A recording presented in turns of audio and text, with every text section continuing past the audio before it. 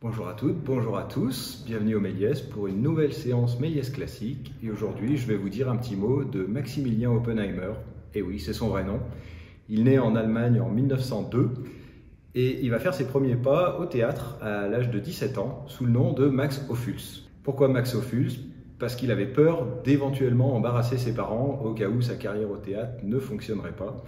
Ça n'a pas été le cas parce qu'il aura monté près de 200 pièces au théâtre et c'est aussi au théâtre qu'il va rencontrer Hilde Wolf, qui sera sa femme, avec qui ils vont avoir un fils que vous connaissez certainement aussi, Marcel Ophüls, qui sera aussi réalisateur. C'est lui qui a réalisé notamment Le Chagrin et la Pitié, tourné pas très loin d'ici, à Clermont-Ferrand en 69. En 1929, il se tourne vers le cinéma avec ses premiers courts-métrages dans lesquels on trouve déjà ses thèmes de prédilection. Ce sera notamment la pureté des femmes, qui peuvent aussi être frivoles et naïves, et surtout la violence des hommes et de la société en général, qui sous des allures et des dehors brillants, scintillants, se révèle en fait être une véritable machine à broyer les faibles. Il se réfugie en France en 1933 pour fuir la montée du nazisme en Allemagne, et c'est à cette période qu'il va tourner Sans lendemain, donc un des 3 films du cycle qu'on vous propose ce mois-ci.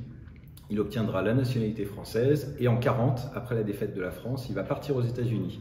Son arrivée à Hollywood est un peu plus compliquée que prévu, il ne va pas trouver de travail, et il faudra attendre 8 ans pour qu'il tourne enfin Lettre d'une inconnue, qui va être un des films les plus marquants de cette période-là, qui va lui aussi être restauré et rediffusé au Méliès récemment, il y a 2 ans. I've seen you somewhere. Who are you?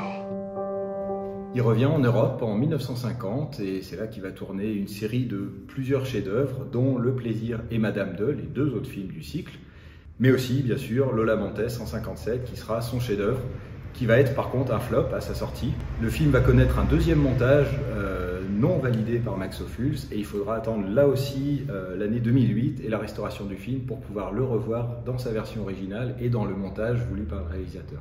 D'un point de vue technique, on retrouve dans tous ces films une utilisation extrêmement fluide de la caméra, avec des grues, des dollies et des travelling qui vont inspirer notamment Stanley Kubrick aux États-Unis, qui a considéré Le Plaisir comme un de ses films de chevet.